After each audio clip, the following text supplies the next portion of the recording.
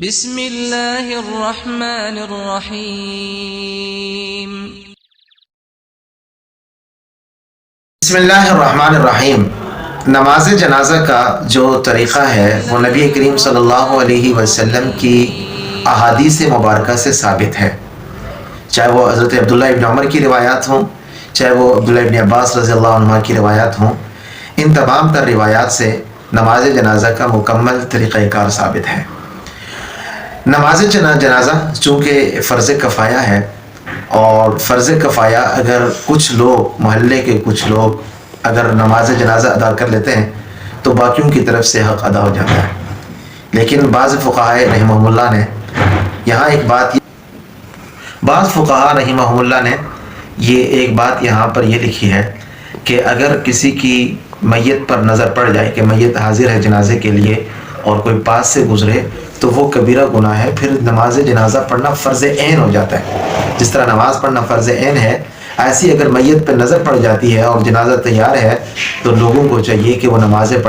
جنازہ پڑھنے کا اہتمام کریں، کیونکہ نماز جنازہ میت کا حق ہوتا ہے اور ادا کر لینا چاہیے۔ باقی جو نماز جنازہ کا طریقہ ہے وہ نبی کریم صلی اللہ علیہ وسلم کی احادیث سے ثابت ہے کہ نبی کریم صلی اللہ علیہ وسلم سب سے پہلے اللہ اکبر کہہ کے ہاتھ اٹھاتے اور اس کے بعد ہاتھوں کو دوبارہ نہ اٹھاتے تھے۔ یرفع بیدیہ ثم لا یعود، کہ رسول اللہ صلی اللہ علیہ وسلم اپنے ہاتھوں کو جنازہ کے شروع میں اٹھاتے اور ثم لا یعود، پھر وہ ہاتھ ان کے بندے رہتے تھے، وہ دوبارہ ان کو اٹھاتے نہیں تھے، لٹاتے نہیں تھے۔ اور پہلی تکبیر کے بعد ثنا سبحانک اللہم وبحمدک وتبارک اسمک وتعالی جدک ولا الہ غیرک، حدیث مبارکہ میں یہ ثنا بھی ثابت ہے،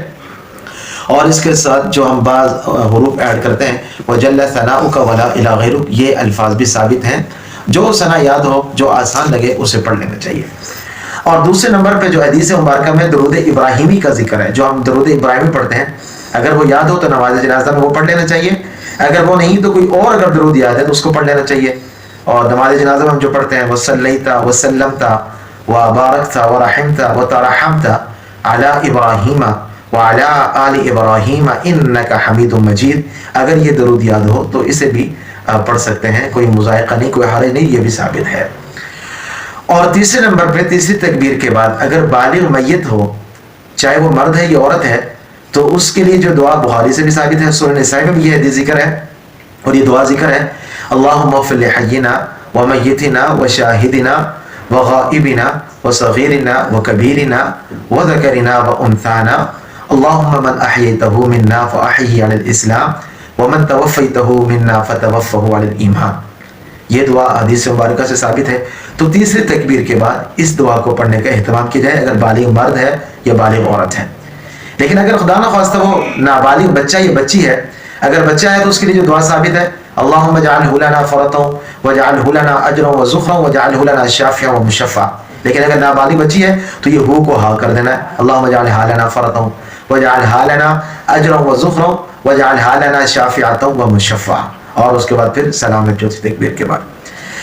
اب یہاں پر بعض لوگ یہ پوچھتے ہیں، اور اکثر دیکھنے میں بھی آیا ہے، کہ اگر کسی کے رشتہ دار کا جنازہ ہے یا کوئی عام جنازہ ہے تو لوگ جنازے کی نماز پڑھنے کا اہتمام نہیں کرتے۔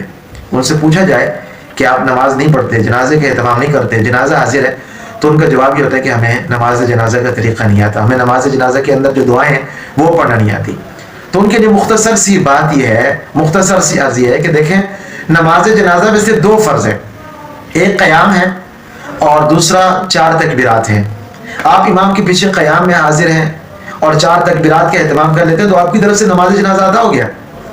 آپ نماز جنازہ کی دعاؤں کو، طریقے کو پڑھنا اور سیکھنا شروع کر دیں، اسے سیکھیں،